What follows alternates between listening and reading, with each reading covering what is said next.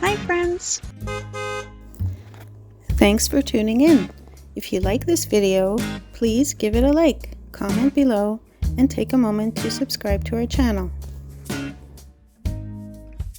Welcome to the Manuels River Trail in Conception Bay, South Newfoundland. This beautiful trail offers a mix of natural beauty, fascinating history, and geological wonders. The Manuels River has been part of this landscape for thousands of years. In the early 1900s, local residents used goat paths along the river, which eventually evolved into the trails we enjoy today. In 1989, a group of dedicated volunteers formed the Manuels River Natural Heritage Society, aiming to protect and promote this natural treasure. Their efforts led to the creation of the Manuels River Hibernia Interpretation Center, which opened in 2013.